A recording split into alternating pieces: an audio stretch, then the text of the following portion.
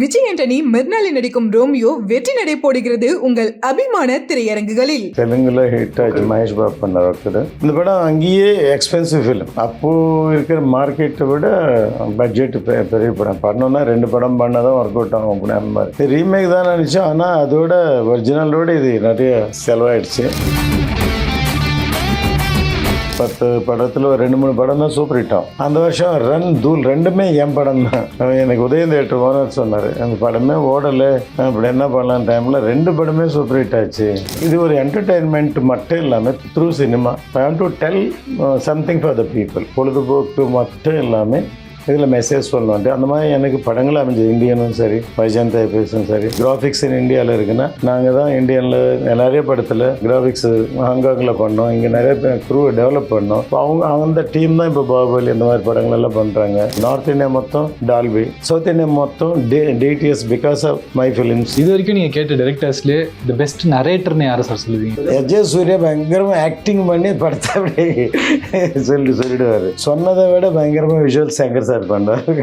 Sir உங்களோட ஃபில்மோகிராஃபியில் உங்களுக்கு பிடிச்ச 3 படம் நான் சார் சொல்லுவீங்க? எல்லாருக்கும் தெரிஞ்சு இந்தியன் இஸ் பெஸ்ட் மூவி. சின்ன படமாக இருந்தாலும் 7G வந்து ஒரு கல்ட் மூவி. நான் உள்ளே போனேன்னா லைட் சரியில்லையா, சவுண்ட் சரி, இம்மீடியட்டாக அப்படி சொல்லிவிடுவேன், அப்படியே சொல்லிவிடுவேன். எத்தனை தியேட்டர் உள்ளே போய் மாடிஃபை சிட்டியில் தியேட்டர்லாம் சொல்லியிருக்கேன். ஏன்னா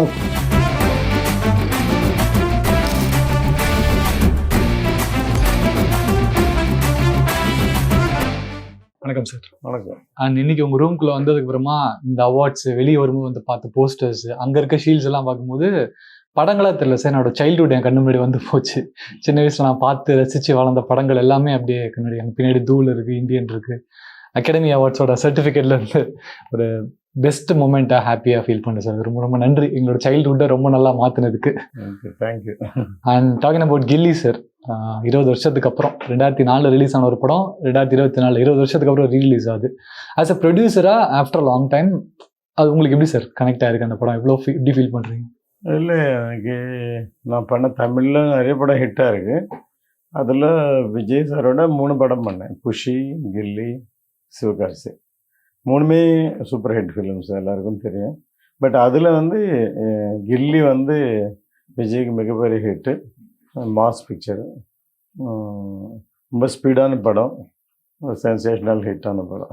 சார் ஆனால் அந்த காலத்தில் இன்றைக்கி இருக்கும் போது அந்த ப்ரெடிக்ஷன் எல்லாமே வேறு மாதிரி சார். பட் அந்த காலத்தில் ஒரு sports action comedy action romantic ஃபிலிம்ன்றது ஒர்க் அவுட் ஆகும் எப்படி சார் நீங்கள் டிசைட் பண்ணீங்க? இல்லை, அது வந்து அவருடைய டே டு டே அந்த பையனுக்கு இன்ட்ரெஸ்ட் என்னென்னா கபடி. அப்பா அலோவ் பண்ண மாட்டேன். எல்லா வீட்டிலையும் இருக்கிறது தான், பொதுவாக இருக்கிற காமனான ஒரு ஆட்டிடியூட் தான். அதுலேயும் இன்ட்ரெஸ்டிங் என்னென்னா, அப்பா ஒரு போலீஸ் ஆஃபீஸர். அப்பாவுக்கு தெரியாமல் ஒரு பொண்ணு வந்து வீட்டில் மறைச்சி வச்சு ஒரு பக்கம் விலன் தேடிட்டு இருப்பார், ஒரு பக்கம் அதே அந்த பொண்ணை அந்த அப்பா தேடிட்டு இருப்பார். 2 பேர் நடுவில் எப்படி பண்ணுறது, 2 பேருக்குள்ளே சின்சியராக. அதில் மெயின் என்னென்னா சின்சியராக அந்த பொண்ணு வந்து எப்படியாவது ஹெல்ப் பண்ணி ஃபாரின் அனுப்பி வைக்கணும்னு பண்ணுறாரு. நான் அந்த ட்ராவலிங்கில் 2 பேருக்கு இன்ட்ராக்ட் ஆகி அந்த பொண்ணு கொண்டு போய் ஏர்போர்ட்டில் விட்டுட்டு வந்த பிறகு கூட திருப்பி வந்துடும் அந்த கபடி.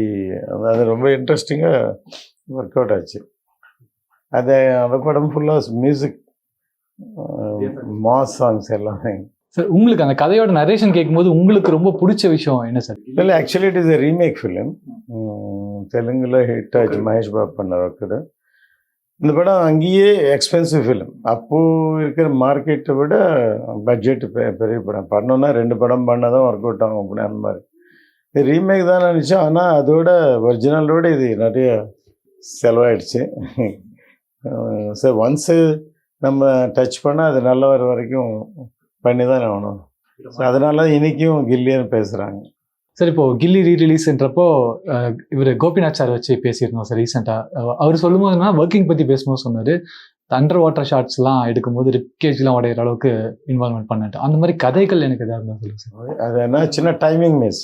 ஃபைட் மாஸ்டர் வந்து ஒரு ஜிம்மில் இருக்கார், அந்த வெஹிக்கிள் வரும், அது வரும்போது போகணும், அது ராங் டைமிங் தான் டப்புன்னு அடித்தா இங்கே ஏர்லைன் கிராக் ஆச்சு அவருக்கு. அப்படி நான் போகல, இங்கே அరకు வேலையில் எடுத்தாங்க. அப்புறம் வேறு மேட்ரு இருக்குது, அதெல்லாம் பேசணும்னு நிறைய இருக்குது. சார் இப்போ கில்லி ரீரிலீஸ்ன்றது எத்தனை தேட்டர் பிளான் பண்ணிருக்கீங்க சார் இப்போ தமிழ்நாட்டுல? இல்லை போட்டுக்கிட்டே இருக்கும். நாங்கள் பிளான் பண்ணலை. இப்போ டிமாண்ட் இருக்குது, யாராவது கேட்குறாங்களா இந்த மாதிரி ரீரிலீஸில் ஒன்றும் மீடியா மூலியமாக சொல்ல வேண்டியது என்னென்னா, ரீரிலீஸில் வந்து மல்டிப்ளெக்ஸ் எல்லாம் 70% அவங்க எடுத்துக்கிட்டு 30% கொடுக்குறேன்னு சொல்கிறாங்க. ஸோ ஒரு கான்க்ரீட் பில்டிங் பார்த்துட்டு ஜனங்க வரதில்லை, கண்டென்ட்டை பார்த்து தான் வர்றாங்க. அந்த ஹீரோ பார்த்து, இப்போ இது விஜய் சார் ஃபேன்ஸ் வருவாங்க, இல்லை அந்த படம் ரொம்ப நல்லா இருக்குன்னு வருவாங்க. இப்போது மேபி 50% பிலோ. எதுக்கு நீ ஜாஸ்தி கேட்குற பழைய படத்துக்கு? அவ்வளோ ஃபுல்லாக ஆகலைன்னா அவங்களுக்கு கட்டுப்படி ஆகாதுன்னு சொல்லி பிலோ 50% நீ 70% எடுத்துக்க, 30% ஹவுஸ்ஃபுல் ஆகும்போது ஹவுஸ்ஃபுல் ஆகுது. அப்போது கேன்டீன்லாம் பணம் வரும். ஸோ மொத்தம் நீயே எடுத்துகிட்டு போயிட்டு மீதி கியூபுக்கு நாங்கள் கட்டிட்டு 30% இவ்வளோதான்னா அது ரொம்ப மோசம் ஆக்சுவலி.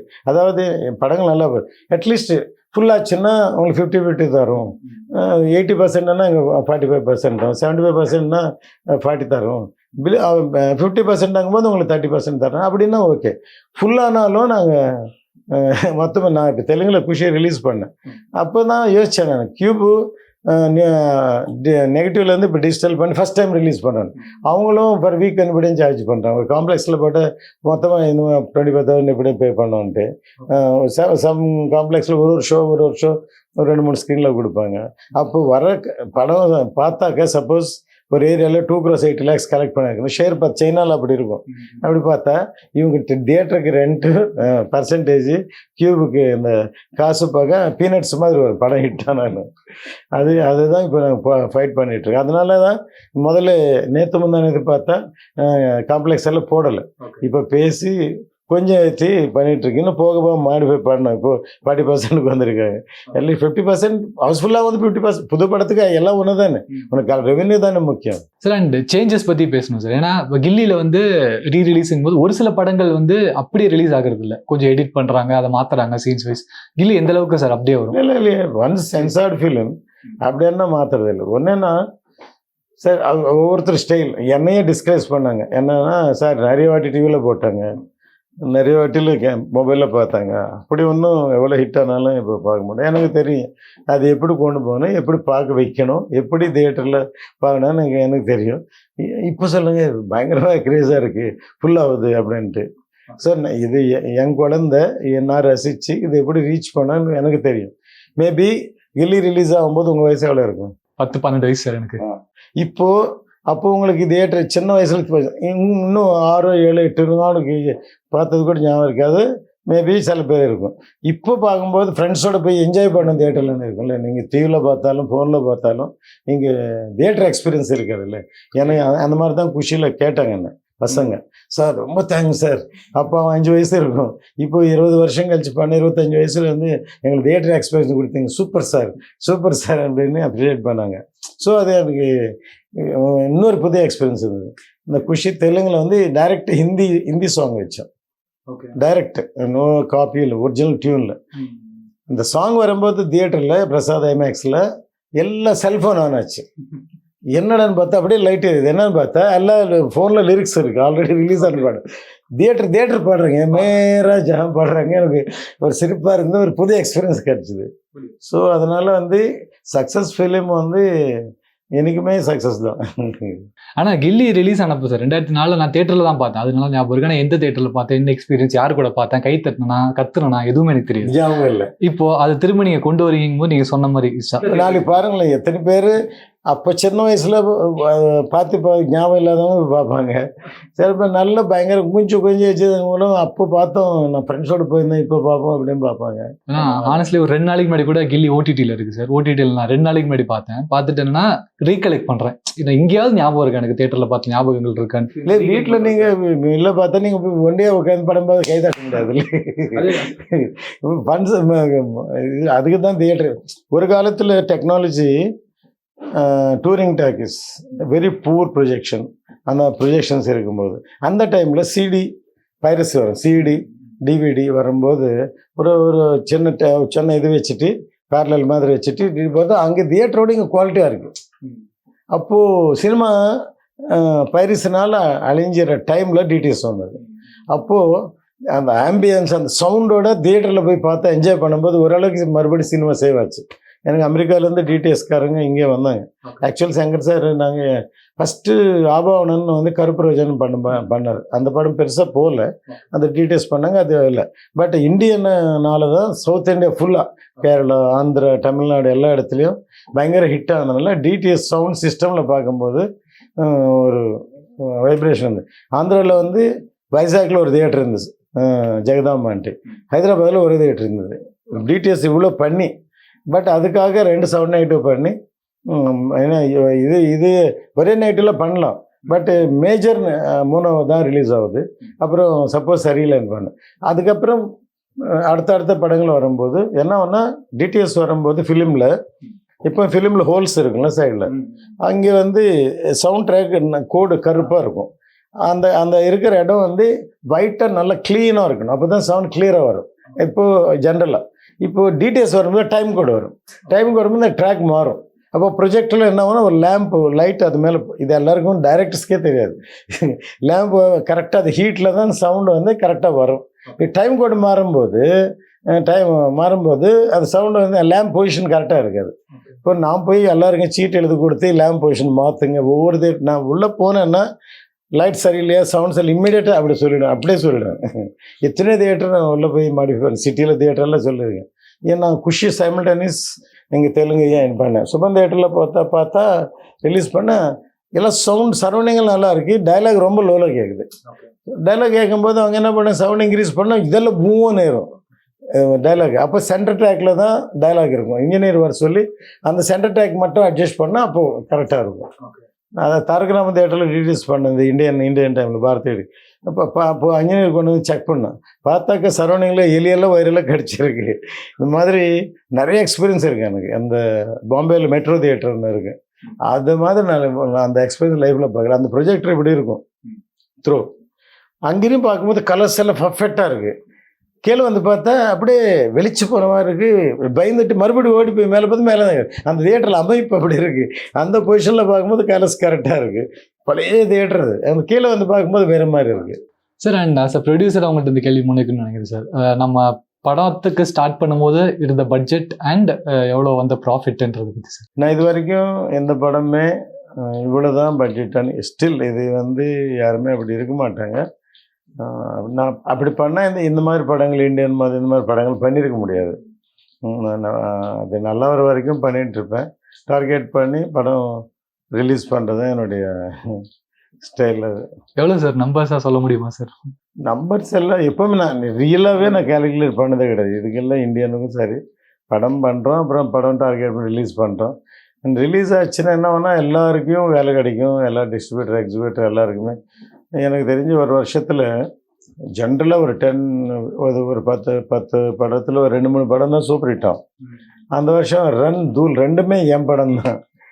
எனக்கு உதயம் தியேட்டர் ஓனர் சொன்னார், அந்த படமே ஓடலை, அப்படி என்ன பண்ணலான்னு டைமில் 2 படமே சூப்பர் ஹிட் ஆச்சு. ஸோ எங்களுக்கு ஒரு தெம்பு வந்தது. என் பர்த்டேக்கு நாங்களே உங்களுக்கு பார்ட்டி வைக்கிறேன், அப்படி எதுக்கு பண்ணுறீங்க எனக்கு கேட்டால் அப்போ தான் சொன்னேன், உங்களுக்கு ஒரு சப்போர்ட்டாக இருக்கட்டும்ன்ட்டு. சார், நான் ஆஸ் அ ப்ரொடியூசராக இருக்கணும், டைரக்டர் ஃப்ரண்ட்டுங்கும் போது கான்டென்ட்டு, க்ரியேட்டிவிட்டி, ஸோ கொடுத்த பட்ஜெட்குள்ளே முடிக்கணும் படத்தை, இந்த ப்ரெஷர்ஸ் இருக்கும். பட் ஆஸ் அ ப்ரொடியூசராக பார்க்கும் பொழுது போட்ட காசு திரும்ப வரணும் அப்படின்றது அதிகம். அது ஒரு பிஸ்னஸ் மேனோட மைண்ட் செட்டுன்னு வைங்களேன், ஒரு ப்ரெஷர் தான் அந்த இடத்துல. பேசிக்கலி நான் சின்ன வயசுலேருந்து சினிமாவில் இருக்கேன், அர்லி ஏஜ்லேருந்து. ஸோ நான் முதல் படம் வைஜெயந்தி ஐபிஎஸ் படமே அப்போவே ஓவர் பட்ஜெட்டில் தான் பண்ணேன். பட் தெலுங்குலேருந்து மறுபடியும் தமிழில் ஃபஸ்ட் கர்த்தவேன்னு பண்ணேன், தான் எங்கே டப் பண்ணி பிரேக் ஒன் ஆகிடுச்சு. ஸோ இது கண்டினியூஸாக பண்ணுறதுனால நெக்ஸ்ட் ஃபிலிம் அட்ஜஸ்ட் ஆகிட்டே இருக்கும். அந்த மாதிரி தான் பண்ணுறேன். 2 விதம் சினிமா பண்ணுறது. ஒன்றும் ஒரு அந்த ஹீரோக்கு என்ன மார்க்கெட் இருக்குது அதுக்குள்ளே படம் பண்ணி அதில் என்ன ப்ராஃபிட் இருக்குது பண்ணுற ஒரு இது. இன்னும் ஸ்கிரிப்ட் என்ன டிமாண்ட் பண்ணுதோ அது வரைக்கும் செலவு பண்ணால் அப்போது அந்த விலைக்கு விற்க முடியாது. அதுக்கப்புறம் ரிலீஸ் பண்ணி பார்ப்போம்னு சொல்லி நிறைய படம் நான் ரிலீஸ் பண்ணியிருக்கேன். என்டையர் தமிழ்நாடு அதில் வந்து குஷி ரிலீஸ், பாய்ஸ் ரிலீஸ், நிறையா காதலர் தினம் ரிலீஸ், என்டையர் தமிழ்நாடு அந்த மாதிரி ரிலீஸ் பண்ண படங்கள் தான் எல்லாமே. சார் இன்னைக்கு காலகட்டத்துக்கு சார் நம்ம இந்த சோஷியல் மீடியா இருக்கிற அந்த தருணத்தில் வந்து உட்காந்த இடத்துல நமக்கு ரிவ்யூஸ் தெரியுது சார். இன்னைக்கு காலைல ஒரு 9 மணிக்கு படம் ஸ்க்ரீன் பண்ணுறாங்கன்னா படம் முடிச்சுட்டு 12 மணி வெளியே வரவங்க சொல்லிடுறான் இப்படின்ட்டு. பட் அந்த டைமில் சோஷியல் மீடியா கிடையாது, பப்ளிக் ரெஸ்பான்ஸ்ன்றது ரொம்ப ரொம்ப மேண்டேட்டரியான ஒரு விஷயமா இருந்துச்சு. உங்கள் காதுபட வந்த கில்லிக்காக உங்கள் காதுபட வந்த bestest credits, opinions, public responses. இல்லை, கில்லி டே ஒன்ல இருந்து டாக் சூப்பர் ஹிட் படம் கில்லி. அது பார்த்தாலே தெரியுது இல்லை, அதுக்கு அப்போவே ஆல்ரெடி விஜய் வந்து குஷி என் படம் பண்ணியிருந்தார், குஷி ஹிட்டாக இருந்தது, அவர் ஃபார்மில் இருந்தார். அந்த மாதிரி ஒரு இமேஜ் இருக்கிற ஹீரோவுக்கு வந்து இந்த மாதிரி படம் கிடச்சா அதுக்கு எந்த மாதிரி ரெஸ்பான்ஸ் எதிர்பார்க்கல சார். அண்ட் இதுக்கு முன்னாடி படம் தூள் எடுத்துக்கிட்டோம் அப்படின்னா தரணி சார், அகைன் தரணி சார், அந்த க்ரூ அப்படியே வருது. கோபிநாத் சார் டிஓபி, அப்படியே கில்லி அதே க்ரூவோட வருது, ப்ரொடக்ஷனும் நீங்களே தான். ஸோ ஒரு பேக் டு பேக் ஹிட்டு கொடுக்குறது, அதே டீமோட போகிற காம்போன்றது அந்த டைமில் ரிஸ்க்கா இல்லை கம்ஃபர்டபுளாக தான் தெரிஞ்சுதா சார்? ஆக்சுவலி இப்போ நான் ஒரு படமாக ரிலீஸ் பண்ண போகிறேன், அதனால் ஒரு படம் பார்த்து சொல்லும் போது அது வேறு ஸ்டோரி இருக்கும். ஸோ ஜென்ரலி நான் எப்போவுமே டைரக்டருக்கு லிபர்ட்டி, ஃப்ரீடம் கொடுப்பேன். அதனால தான் எங்கிட்ட ஒர்க் பண்ணவங்க திருப்பி கண்டினியூ 2-3 படம் பண்ணியிருக்காங்க. மற்றவங்க எல்லாம் ரொம்ப செலவழிக்கிறாங்க, இது போகிறோம், இது நான் அசிஸ்டண்ட்டில் இருக்கும்போது கலர் ஃபிலிம் கிடைக்கிறதே கஷ்டமாக இருக்கும்போது சில ப்ரொடியூசர் எடுத்த ஷாட் வர போகிறோன்னு நிப்பாட்டுங்க நல்லா பார்த்துருக்கேன் நான். ஸோ அப்படியெல்லாம் எல்லாமே இப்போ ஏதாவது நான் கொஞ்சம் எக்ஸ்ட்ரா பண்ணால் கண்டிப்பாக நல்லா வரும். நமக்கு தெரிஞ்சு அது பண்ணாமல் விட்டுட்டா அப்புறம் அது அந்த சக்ஸஸ் விட்டுடும். அதனால் என் படங்கள் எல்லாமே 90% சூப்பர் ஹிட்டாக ரீசன் அதுதான் சார். அண்ட் இப்போ இருக்க பெரிய ஆளுமை டைரக்டர்ஸ் உங்கள் கூட ஒர்க் பண்ணவங்க எல்லாருமே சொல்கிறது என்னன்னா சார், சார் ஸ்பாட்டுக்கு வந்துட்டார்னா நாங்கள் ப்ரெஷர் எடுத்துக்க தேவையில்ல, அவர் ஈஸியாக ஹேண்டில் பண்ணுறாரு, டெசிஷன் மேக்கிங்லேருந்து ஒரு ப்ராப்ளம் சால்விங்லேருந்து எல்லாமே அவர் பார்த்துப்பாரு. அந்த கமாண்டிங் பவர் எப்படி சார்? இல்லை, அது கடவுள். ஃபார் எக்ஸாம்பிள் சங்கர் சாரோட நான் முதல்ல ஹிந்தியில் பண்ணேன். நாயக் ஷூட்டிங் பாம்பேயில் நடக்குது, எனக்கு பேரலாக குஷி தெலுங்கு ஹைதராபாத்தில் ஷூட்டிங் நடக்குது. அன்றைக்கி மத்தியானம் ஃப்ளைட்டில் நான் ஒரு ரேஷன் ஷாப்பில் ஷூட்டிங், முதல் நாள் ரேஷன் ஷாப்பில் ஷூட்டிங் இருக்குது. அங்கே போனால் 1 டே முதல்ல பர்மிஷன் கேட்டிருக்காங்க லோக்கலாக, அந்த ரேஷன் ஷாப் 1 டேல முடியல. நெக்ஸ்ட் டே லஞ்ச் வரைக்கும் பண்ணாங்க. நான் போனேன், கேரவனில் போனோடனே யாரோ சொன்னாங்க, சார் அவன் தரமாட்டான்றான், பேக்கப் பண்ணி போக சொல்கிறான், கடைக்காரன் ஒத்துக்கல அப்படின்னு சொன்னாங்க. சரி, ஆக்சுவலி அங்கே லோக்கல் மேனேஜர் இருக்காங்க பாம்பேயில், அதுக்கப்புறம் ஒரு கோ டைரக்டர் சின்ட்டுன்னு சொல்லி மணி சார்கிட்ட கூட ஒர்க் பண்ணார். அவங்களெல்லாம் ரொம்ப கிரிப் இருக்கா. பட் அவங்களால முடியலன்னா நான் புதுசு தான் அந்த கடைக்கு அப்போது. பட் சரி நான் போய் பேசுகிறேன்னு சொல்லி நான் போய் பேசிட்டு வந்து பண்ணிக்கலாம்னு சொன்னேன். எல்லாமே கிளாப்ஸ் அடித்தாங்க. சங்கர் சார் ஏன் எதுக்கு அடித்தாங்கன்னா, நான் போன உடனே டைரக்டர் சொல்லியிருக்காரு, டைரக்டர் சங்கர் சார் இப்போ சார் போகிறாரு வந்து பண்ணுங்கன்னு சொல்ல போகிறாரு பாருங்கன்ட்டு. ஸோ அதனால் இப்போ நமக்கு ஒர்க் இம்பார்ட்டண்ட்டு. இதே மாதிரி வைஜெயந்தா இப்போ ஹிந்தியில் போனோம் நாசிக்கில். என் சந்திரா வந்து அவர் அங்கே ஒரு கிங் மாதிரி, அவர் எல்லா படம் நாசிக்கில் ஷூட்டிங் பண்ணார். அதில் வந்து நாசிக்கில் ஒரு சென்டரில் ஷூட் பண்ணோம். அந்த ஹீரோயின் வந்து 2 காலில் அடிப்பாங்க உடைப்பாங்க, அந்த மாதிரி அந்த ஒரு சென்டரை செலக்ட் பண்ணோம். அங்கே ஒரு தும்ப மேலே நடக்குது, பிலிகிரிம்ஸ் எல்லாமே மேலே கோதாவரி அங்கே போகிறாங்க. அங்கே பர்மிஷன் தரமாட்டேன்ட்டாங்க. இப்போ நான் போகல. இப்போ டைரக்டருக்கு அவ்வளோ கிரிப் இருக்குது, வந்து சொன்னார் அங்கே தரமாட்டேங்கிறாங்க. அப்போது எதுக்கு நம்ம இங்கே நான் இல்லைன்னா வைசாக்கில் பண்ணியிருப்பேன், நான் போய் பேசுகிறேன்னு சொல்லி அந்த டிஜிபியோட வண்டியில் ஏறி அந்த பிளேஸ் தவிர நாசிக் ஃபுல்லாக நைட்டு ஃபுல்லாக காமிச்சார். எனக்கு அங்கே தான் வேணும், வேறு எங்கேயும் மேட்ச் ஆகலை, அங்கே தான் வேணும்னு. அதுக்கப்புறம் ஓகே, மார்னிங் பிலிகிரிம்ஸ் 10க்குள்ளே போவாங்க, மறுபடியும் ஈவினிங் ரிட்டர்ன் வருவாங்க. அந்த 10 to 4 அது போகிறோன்னா அதே இடத்துல மறுநாள் ஷூட்டிங் பண்ணோம். அந்த மாதிரி என் லைஃப்பில் நிறைய சேலஞ்சிங்காக டெல்லியில் இங்கே மெட்ராஸ் ஏர்போர்ட் இந்தியன் கிளைமேக்ஸ் பண்ணியிருக்கோம். ஏர்போர்ட்டில் இது ஒரு ஹிஸ்ட்ரியில் யாருமே ரன்வேயில் ஃப்ளைட்டு கீழே போகிற அது மாதிரி எடுத்துருக்க முடியாது. ஸோ அது ஃபேஷன், அந்த சினிமா இது பண்ணணும், இது செய்யணும்னு நினச்சா எப்படியாவது பண்ணணும். ப்ரொடியூசராக ஒரு டைரக்டர் கதை சொல்ல வராங்கும் போது ஒரு ஸ்கிரிப்டில் இதெல்லாம் வேணும்னு நீ எக்ஸ்பெக்ட் பண்ணுறது என்னவா இருக்கும்? வேணும் இல்லை, ஒரு ஸ்கிரிப்டில் இது வேணும்னு சொல்ல மாட்டோம். எந்த ஸ்கிரிப்டு நம்ம சூஸ் பண்ணுறோமோ அது பர்ஃபெக்டாக சொல்கிறாங்களா.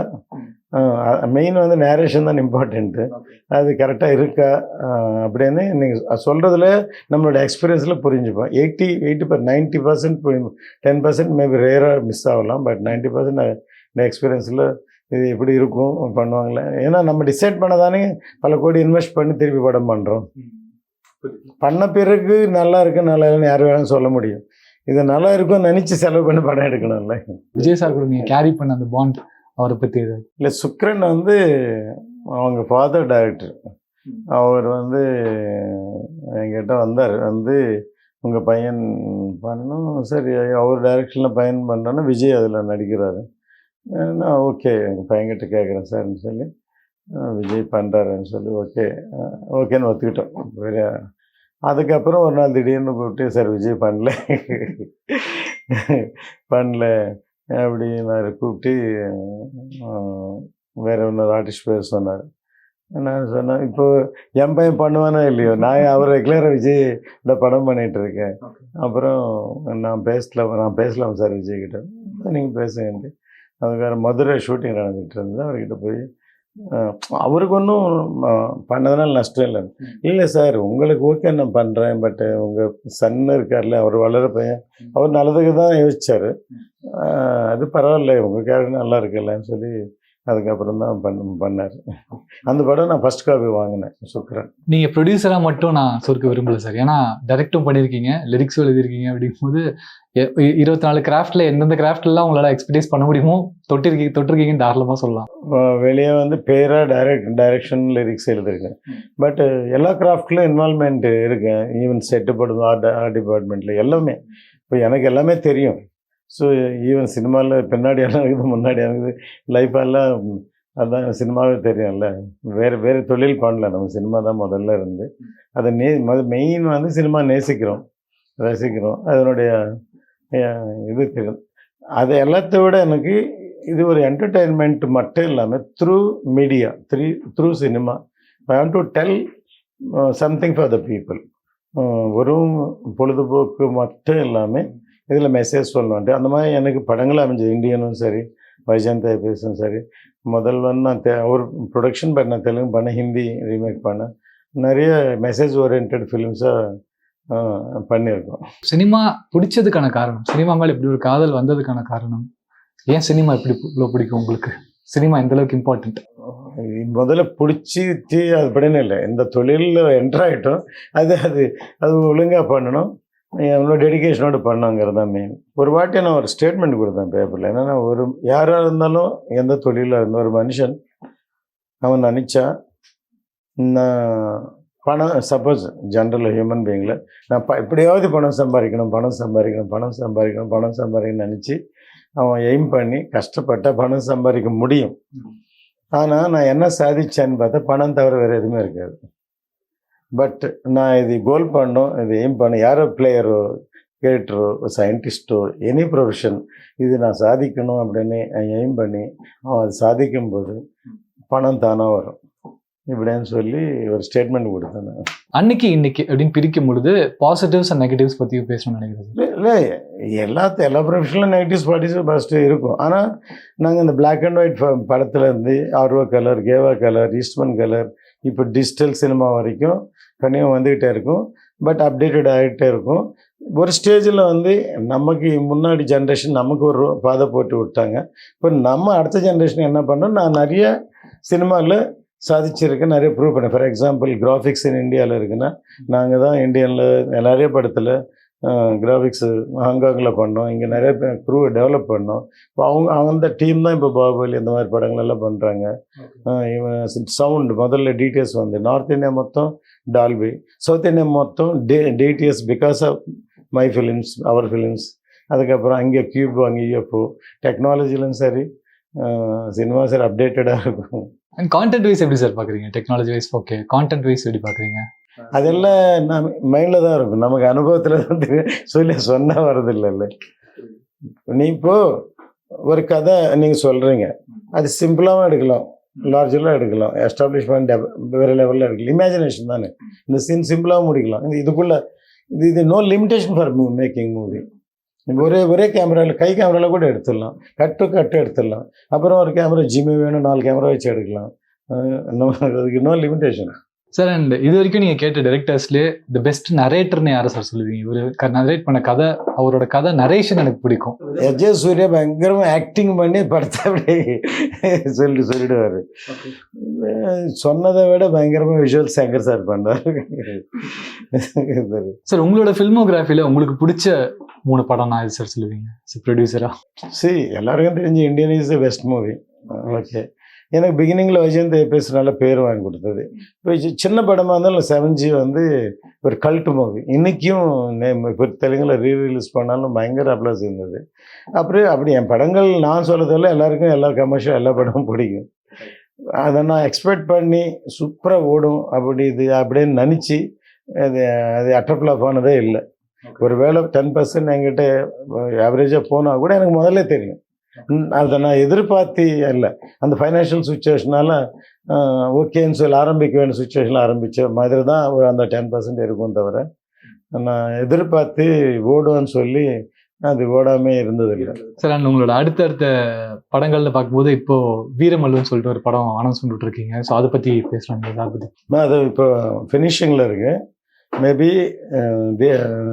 ஜூலையோட படம் முடியும். ஹீரோ வந்து எலெக்ஷனில் இருக்கார். ஜூன் ஜூலையில் சொல்லிட்டாரு 20 days பேலன்ஸ் இருக்கு. பட் ரிலீசஸ் அப்போசிஷன் என்ன இருக்குது, செப்டம்பர் தீபாவளி இந்த டேட்டை பார்த்து தான் ரிலீஸ் பண்ணணும். அது இட்ஸ் எ பெரியட் ஃபிலிம். இது ஆல் பேன் இண்டியா ஃபிலிம், எல்லா லாங்குவேஜும் பார்க்கக்கூடிய படம். அவருக்கு first time very big. Pawan Kalyan sir பண்ணதில் வெரி பிக் ஃபிலிம். அண்ட் கடைசி கேள்வியா வைக்கணும்னு நினைக்கிறேன் சார், அடுத்து உங்க ப்ரொடக்ஷன்ல இருந்து வர ரீரிலீஸ் படங்களோட லிஸ்ட்டை கொடுக்க முடியுமா சார்? நான் பண்ண என் படங்கள் எல்லாம் உங்களுக்கு தெரியும், ஒன்று வரப்போகுது வரிசையாக. மேபி இந்தியன் ஆர் பாய்ஸ் இந்த ரிலீஸ் வச்சு வரிசை வரும். தூள், ரன், குஷி, சிவகாசி, எல்லா படங்களும் இருக்கு. காதலர் தினம், ஃபிலிமோகிராஃபியே சொல்லிட்டீங்களே சார். அண்ட் இதெல்லாமே திரும்ப தியேட்டரில் வந்தாலும் ஹாப்பி தான் சார். நாங்கள் சீரியஸ்லி திரும்ப பார்ப்போம். அன்னைக்கு விசிலடிக்க தெரியாது, சின்ன பையனாக இருந்தோம். இன்னைக்கு விசிலடிக்க கற்றுக்கிட்டோம், அடிக்கும் அப்படின்றது. அண்ட் ரொம்ப ஹாப்பி சார் உங்களை பார்த்ததுக்கு. 20 வருஷத்துக்கு அப்புறமா அந்த படத்தை திரும்ப கண் முன்னாடி கொண்டு வந்து கொடுக்கறதுக்கு ஒரு எஃபர்ட் எடுத்திருக்கீங்க. அது ரொம்ப பெரிய எஃபர்ட். மக்கள் இன்னைக்குமே என்னைக்கு அது ரிலீஸ் ஆக போகுது நான் வெயிட் பண்ணிட்டு இருந்தனால 20ஆம் தேதி ரிலீஸ் ஆக போகுது. இன்னைக்கு காலைல ஃபுல் ஆயிடுச்சு சார். டிக்கெட் புக் பண்ணலான்னு பார்க்கும்போது ஃபுல் ஆயிடுச்சு. மீடியாவில் இருக்கோன்றனால இன்ஃப்ளூயன்ஸில் அங்கங்கே டிக்கெட் கேட்டு அலைஞ்சிக்கிட்டு இருக்கோம் இன்னும். அதனால செம்ம ரெஸ்பான்ஸாக போயிட்டு இருக்கு சார் பப்ளிக் மத்தியில். ரொம்ப நன்றி அது கொடுத்ததுக்கும். அண்ட் எங்களோட சைல்டுஹுட்டை மெமரபிளாக மாற்றினதுக்கும் ரொம்ப நன்றி சார். தேங்க்யூ. விஜய் ஆண்டனி மிர்னாலில் நடிக்கும் ரோமியோ வெற்றி நடை போடுகிறது உங்கள் அபிமான திரையரங்குகளில்.